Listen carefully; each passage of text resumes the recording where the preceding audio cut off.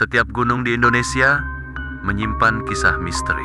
Namun, ada satu gunung yang dipercaya paling angker. Gunung yang selalu diselimuti kabut. Dan konon, siapapun yang mendaki bisa hilang tanpa jejak. Malam ini, kita akan mengisahkan tentang hilangnya seorang pendaki di gunung berlumur kabut. Sebuah cerita horor pendakian yang akan membuat bulu kudukmu berdiri. Sebelum kita mulai, tekan tombol subscribe, aktifkan loncengnya, dan siapkan dirimu. Karena sekali kamu mendengar kisah ini, mungkin kamu akan berpikir dua kali sebelum mendaki gunung lagi.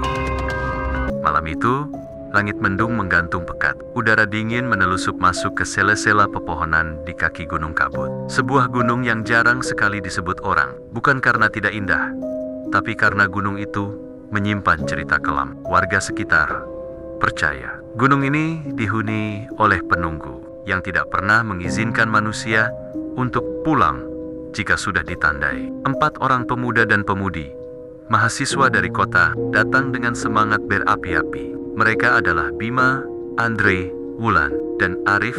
Tujuan mereka sederhana, menaklukkan puncak yang hampir tak pernah dijamah orang. Buat mereka, semakin angker sebuah gunung, semakin menarik untuk ditaklukkan. Sebelum mereka mulai mendaki, seorang kakek penjaga warung di desa terakhir memberi peringatan keras. Dengan suara parau, ia berkata, "Nah, jangan coba-coba naik malam Jumat. Gunung itu tidak suka diganggu. Kabutnya bukan kabut biasa. Kalau sampai tersesat di dalamnya, bisa-bisa kalian tidak akan pernah kembali." Tapi tentu saja, anak muda jarang mendengar nasihat orang tua. Mereka hanya tertawa kecil, menganggap itu sekadar mitos kampung yang dilebih-lebihkan. Bima, yang paling keras kepala, bahkan menjawab santai, Pak, kita cuma mau cari pengalaman. Paling banter juga cuman kabut tebal. Lagian, kami sudah sering naik gunung." Kakek itu hanya menggeleng. Matanya redup menatap mereka seakan ingin menyampaikan sesuatu. Tapi, ia memilih diam. Perjalanan dimulai tepat menjelang malam. Jalan setapak masih terlihat jelas. Suara jangkrik menemani langkah mereka. Semula, suasananya terasa seperti pendakian biasa. Namun, semakin mereka masuk ke dalam hutan, udara terasa lebih dingin dan kabut tipis mulai merayap dari bawah tanah. Wulan, satu-satunya perempuan, merasa tidak nyaman. Ia beberapa kali menoleh ke belakang, seolah ada sesuatu yang mengikuti. "Kalian nggak ngerasa aneh? Dari tadi kayak ada yang ngeliatin," ucapnya pelan. Arif menertawakan, mencoba mencairkan suasana. "Pailing Monyut, Wul, atau kamu kebanyakan baca cerita horor di internet?" Namun, Andri justru diam. Ia juga merasa ada sesuatu yang salah. Daun-daun kering bergetar, padahal tidak ada angin. Suara langkah mereka bergema aneh, seperti ada orang kelima yang ikut berjalan. Semakin tinggi mereka mendaki, kabut semakin pekat. Jarak pandang hanya tinggal beberapa meter saja. Lampu senter mereka seperti tidak mampu menembus putihnya kabut yang menutup jalan. Kadang, bayangan pepohonan terlihat bengkok, panjang, seakan-akan hidup. Sekitar tengah malam, mereka memutuskan untuk berhenti sejenak di sebuah tanah datar kecil. Mereka menyalakan api unggun kecil untuk mengusir dingin. Tapi suasana tidak pernah terasa hangat. Justru semakin lama, hawa di sekitar mereka makin berat. Seperti ada sesuatu yang mengawasi dari balik kabut. Tiba-tiba, suara samar terdengar. Lirih, seperti bisikan perempuan. Semua sontak terdiam. Mereka saling berpandangan. Bima mencoba menenangkan. Mungkin cuma suara angin. Tapi suara itu terdengar lagi. Kali ini lebih jelas. Bima, semua bulu kuduk mereka berdiri. Wulan menutup telinganya. Wajahnya pucat. "Kalian dengar? Itu suara perempuan." Andri menyalakan senter ke segala arah, tapi hanya kabut pekat yang membalas tatapannya. Tidak ada siapapun di sana. Namun, bagi mereka semua, suara itu nyata. Malam itu, tidur menjadi mustahil. Setiap kali mereka mencoba memejamkan mata, suara-suara itu semakin sering muncul. Kadang terdengar seperti tangisan, kadang seperti tawa halus. Semuanya datang dari balik kabut. Menjelang dini hari, kabut semakin menebal, hingga api unggun pun terlihat redup. Di tengah kepanikan itu, Bima tiba-tiba berdiri. Matanya kosong, wajahnya kaku. Tanpa sepatah kata pun, ia melangkah masuk ke dalam kabut, meninggalkan Tumentemonia yang kebingungan. Andre, Arif, Theondile, teriak Wulan histeris. Namun, terlambat. Bima sudah menghilang. Ditelan kabut tebal yang bergerak seolah menutup jalan di belakangnya. Mereka bertiga hanya bisa menjerit, memanggil nama Bima. Suara mereka menggema, tapi tidak ada jawaban. Hanya bisikan itu lagi, terdengar semakin dekat. Bima, sini. Kabut itu menutup jalan dengan cepat, seolah-olah gunung ini punya nyawa. Wulan berteriak memanggil Bima berulang kali. Suaranya pecah oleh ketakutan. Arif mencoba menyalakan senter ke segala arah, tapi yang ia lihat hanya putih pekat yang berputar, seakan-akan kabut itu hidup, menari, lalu menutup setiap celah pandang. Andri, kita harus kejar Bima sekarang juga, kata Arif panik. Andri menahan bahunya. Tunggu, kalau kita asal maju, kita juga bisa hilang. Ini bukan kabut biasa, Arif. Aku ngerasa ada yang narik dia. Wulan tangannya mencengkram erat lengan Andri. Aku nggak mau ditinggal. Aku takut banget. Tolong, jangan pisah. Mereka bertiga akhirnya sepakat untuk tetap bersama. Dengan hati-hati, mereka berjalan menembus kabut sambil berteriak memanggil nama Bima. Namun, setiap langkah terasa semakin berat. Entah kenapa, jalan setapak yang tadinya jelas kini berubah. Tanah menjadi licin, akar-akar pohon menjulur dari segala arah. Seperti jebakan yang siap menelan mereka. Beberapa kali, Arif merasa melihat bayangan Bima di depan. Tubuhnya berdiri kaku, lalu melangkah semakin jauh ke dalam kabut. Tapi begitu mereka dekati, bayangan itu menghilang, berganti menjadi pohon tua dengan batang hitam. Seolah tertawa dengan bentuk bengkoknya, Wulan mulai menangis. Itu bukan Bima, bukan dia. Andri mencoba menguatkan dirinya. Kita harus tenang. Kenying ini kayaknya lagi mainin pikiran kita. Mereka terus berjalan. Suara langkah kaki mereka menimbulkan gema aneh.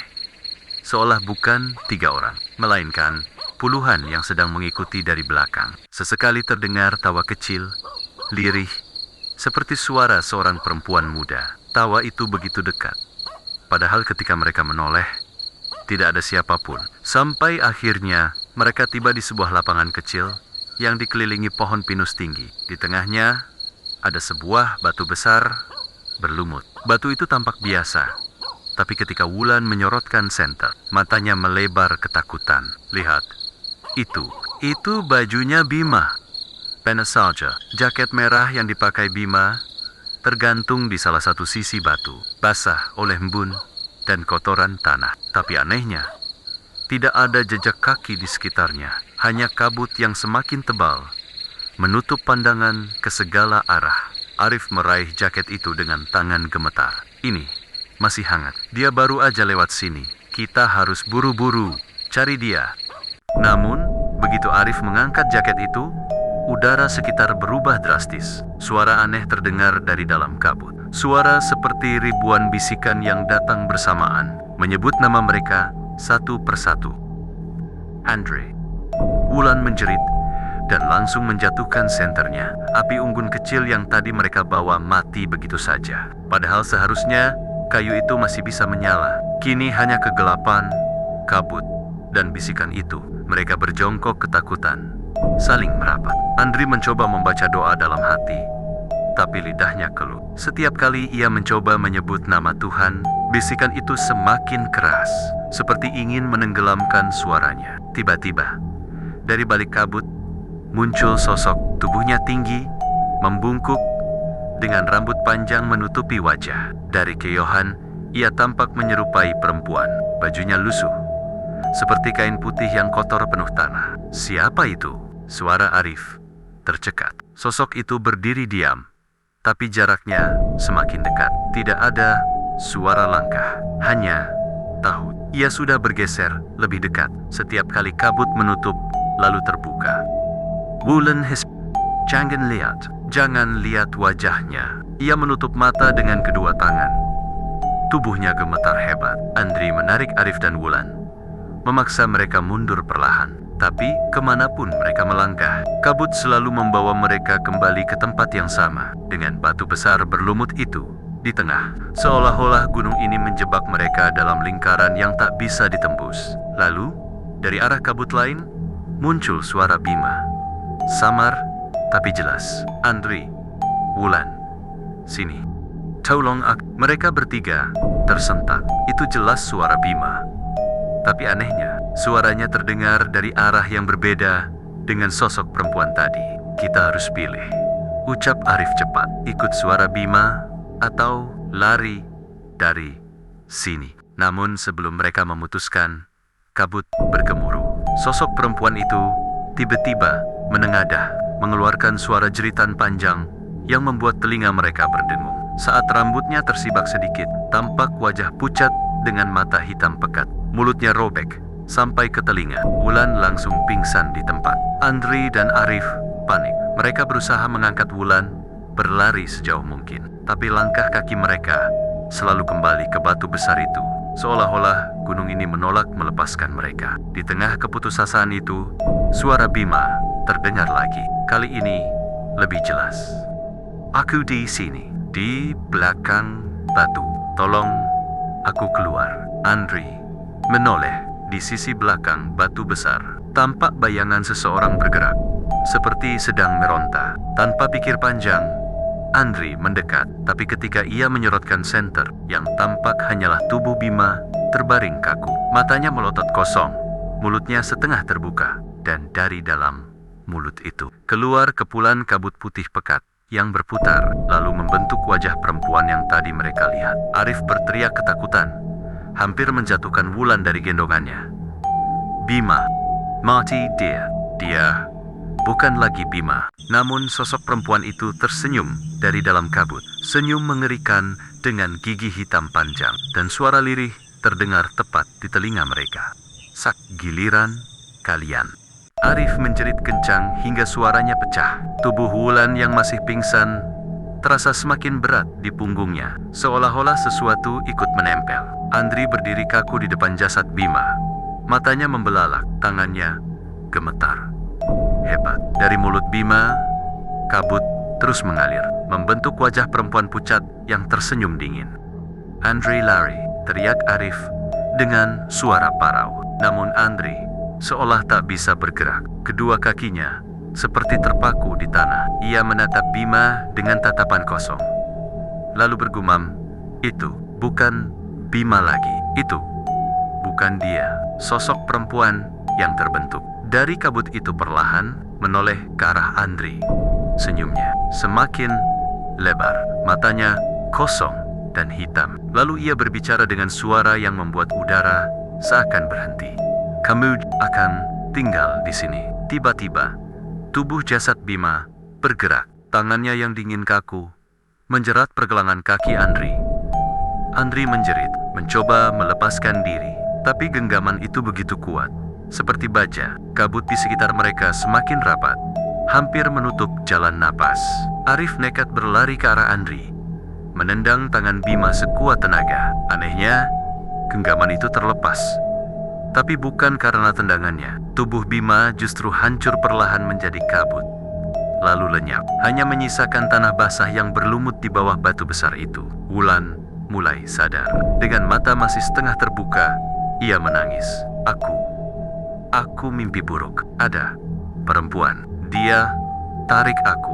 "Ini bukan mimpi, Will," jawab Arif ketakutan. "Kita harus keluar dari sini sekarang juga." Namun jalan keluar tidak pernah mereka temukan. Setiap kali mencoba melangkah ke arah berbeda, mereka selalu kembali ke batu besar itu. Bahkan pohon-pohon di sekeliling mereka tampak bergeser diam-diam, menutup jalan, mengurung mereka seperti dalam sebuah kandang raksasa. Kabut lalu mulai berputar, membentuk lingkaran besar. Dari dalamnya muncul bayangan-bayangan hitam. Semakin lama semakin jelas.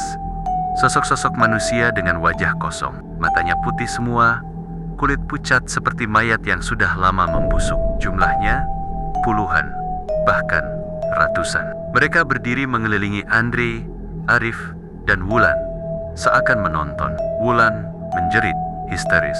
Mereka semua pendaki. Mereka yang hilang. Oh, Andri tersungkur ke tanah. Benar, ini semua arwah pendaki yang gak pernah turun. Kita gak bakal bisa pulang. Sosok perempuan itu lalu muncul di tengah lingkaran. Rambutnya panjang menyapu tanah. Wajahnya pucat dengan mulut yang sobek lebar. Dari mulutnya keluar suara yang terdengar seperti banyak orang bicara sekaligus. Setiap yang naik harus tinggal. Setiap yang hilang akan jadi milikku. Arif, meskipun gemetar, mencoba menantang. Kenapa kau lakukan ini? Apa maumu dari kami? Sosok itu menoleh padanya, lalu tersenyum ngeri. Aku tidak butuh alasan. Gunung ini adalah rumahku, dan kalian hanyalah tamu yang tidak diundang. Tiba-tiba, salah satu bayangan mendekat. Wajahnya setengah hancur, matanya melotot. Arif mengenali sesuatu itu, wajah yang pernah ia lihat di berita. Seorang pendaki yang hilang 5 tahun lalu di gunung ini. Bayangan itu meraih tangannya. Dingin, berbau tanah basah. Andri berteriak, mencoba menarik Arif, tapi bayangan lain datang, memegang pundaknya, mendorongnya ke tanah. Wulan yang masih lemah hanya bisa menangis. Tubuhnya gemetar hebat. Saat itu, suara trompet samar terdengar dari jauh. Suara khas dari desa.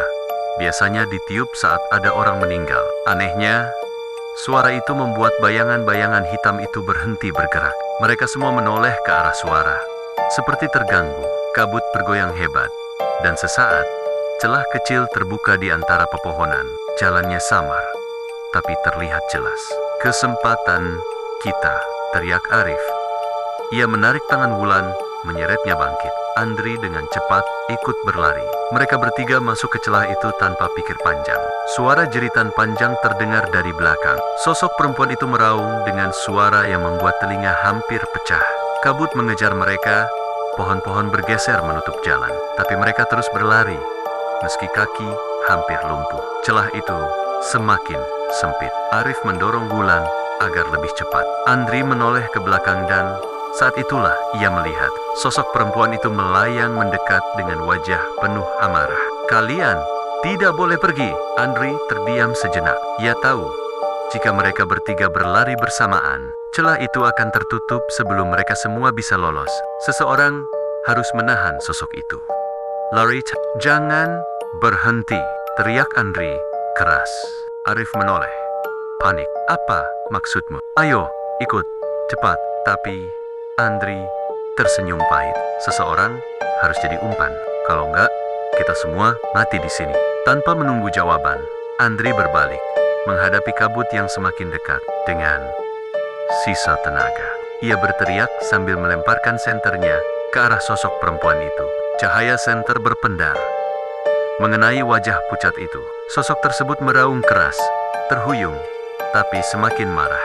Arif dan Wulan hanya bisa menjerit histeris ketika melihat Andri terseret oleh kabut. Tubuhnya hilang ditelan putih pekat bersama suara jeritan terakhirnya. Celah di depan mereka semakin mengecil. Arif mendorong Wulan sekuat tenaga hingga ia berhasil keluar. Saat Arif hampir melompat, kabut menarik kakinya. Dengan sekuat tenaga, ia meraih tanah di luar celah, berteriak putus asa.